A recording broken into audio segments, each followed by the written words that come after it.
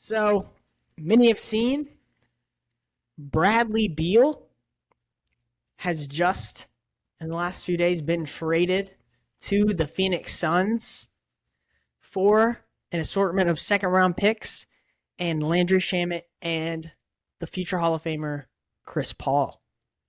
So DJ, I want to get your thoughts. Whenever you saw this trade, Bradley Beal to the Suns for the what they got back, what was your immediate reaction to that? Well, there's two immediate reactions. One is KD is the king of bringing super teams together officially now because he's been on what, three, four, four, if you want to count OKC, because Yeah, it I was guess kind if of a you super want to team. count OKC's first time as a super team, then yeah, he's been on four now. He's broken the record for most super team combining. So that made me laugh. And then two, it's a sexy move. It's a fun move. I'm excited to see them together with Booker, Beal, and Durant. I feel like it didn't really fix their issues that they were going into the offseason with. As of right now, they only have five players on their roster. Obviously, free agency hasn't started just yet. But when you lose a playoff series basically because you run out of depth, and then you go and get rid of some more depth for another superstar, it doesn't really help your overall team cause. I had a buddy of mine who said, "Does this move to anybody else feel like whenever the Nets went and traded for Garnett and Pierce, in the aspect it's not really going to do anything. It's going to just make the team go to an early rebuild." I kind of see what he meant by that. It definitely seems like this team could easily just like self-destruct in the aspect that they only have they're top heavy, and if anybody gets hurt they're in trouble because of the depth problems, and they're going to have to move a lot of money around. They're going to have to trade DeAndre Ayton now just to free up some cash and just go get depth because they don't have any.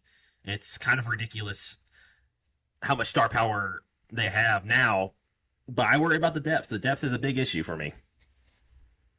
Yeah, I think that was their biggest issue against the Nuggets. I think that's a huge reason why they lost is because Durant and Booker and in large part Chris Paul were having to play so many minutes in that series. You had what is Chris Paul? 38, 37, 38. He's Mm-hmm. getting up there and he was playing close to 40 minutes a game against the Nuggets. And whenever you're playing a series like that and you're playing every other night like they were, someone who's playing that many minutes who's that old, it gets really tough. And if you don't have depth to supplement those minutes with, and same for Durant. Durant's getting up there in age too. He's not a young fellow anymore. So I think that you make a great point that their biggest issue was depth, and this move arguably hurt their depth. And it feels like this team feels like they were a move away from a championship contender, but I don't really think that that's true. I think that the biggest issue against the Nuggets was their defending. And this move didn't help their defending at all. Bradley Beal is a excellent scorer. I don't want to think that me disagreeing with their reasoning for this trade means that I'm not a Bradley Beal fan. I think he's a great player. He's probably a top 10, top 15 scorer in the NBA. And now you're combining him with two other top 10, top 15 scorers with Booker and Durant. But they still just have no defending. And that was their biggest problem against the Nuggets was they had no interior defense to stop Jokic. And he just ate him alive. So I think that this is going to be a tough aspect of the trade in that. But they did bring in Frank Vogel as their coach recently as well. And he's very known for being a defensive coach. He did lead the Lakers to a championship. So he is a championship winning coach. So I don't know, man. It was really surprising. Honestly, when I saw it, I was kind of shook. Like I didn't see this coming at all. I think a lot of times with big stars moving, like they voice it and they're so public about it nowadays. And I just did not see this Bradley Beal to the Suns trade at all. And it seems like it was purely like just the GMs were orchestrating this, and it didn't seem like the Bradley Beal had anything to do with this trade. It just seems like this is what the teams wanted, and a lot of times in the NBA nowadays, that's not really how it goes. A lot of times the players kind of force their own trades. So I I don't will know. say It'll be interesting to see the Suns team next counter year. argument to that. Technically, Bradley Beal had to waive his no trade clause, so technically he did have to have a saying in it because he had no trade clause in his new deal with the Wizards. The Wizards are going to rebuild, so they basically probably pulled him aside. It's like, hey, we're not going for a title anytime soon. You've been here long enough. You've been loyal long enough. We appreciate all the work you've done. Where do you want to go? And he gave him a list of teams. I'm guessing Phoenix was one of them because it is a free agent destination. You're in hot weather.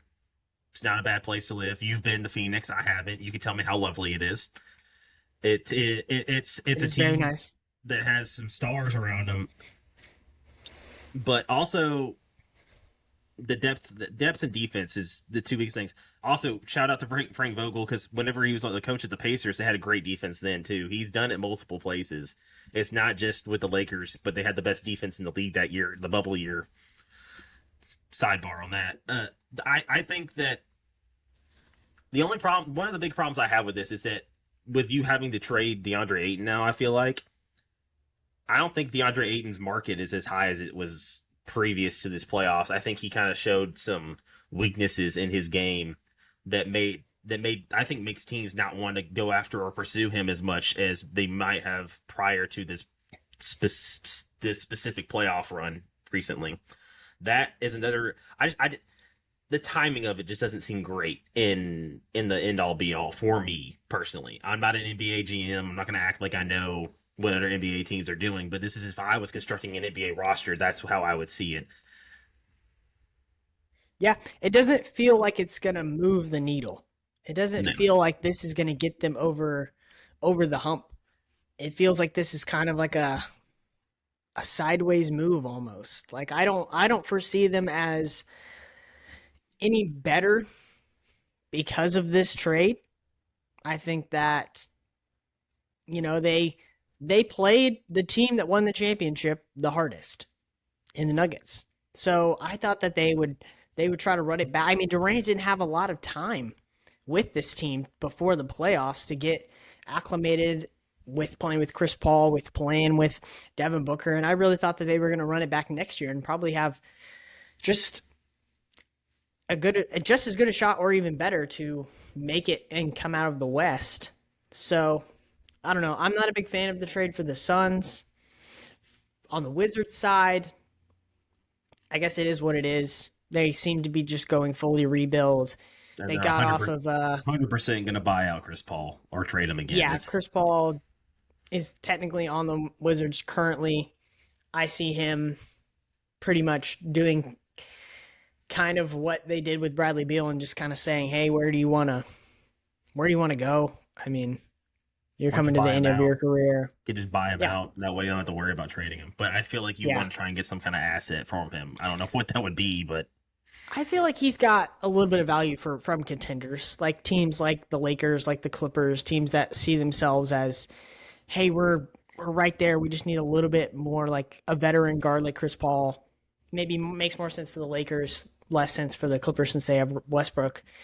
But I don't know. I could see him going to one of those types of teams. Um, I don't know about anybody out east that I could see him going with. I don't know. I think LeBron would like to play with him. That would be the last great player that he kind of said. And near the beginning of his career, when LeBron was in his prime and he was playing with Wade, he always said he wanted to play with Melo and CP3 at some point, and he played with Melo. So the last I of the think he, Banana Boat boys. yeah, he wants to fulfill the banana boat prophecy. So yeah, but that's it for the Suns and Bradley Beal.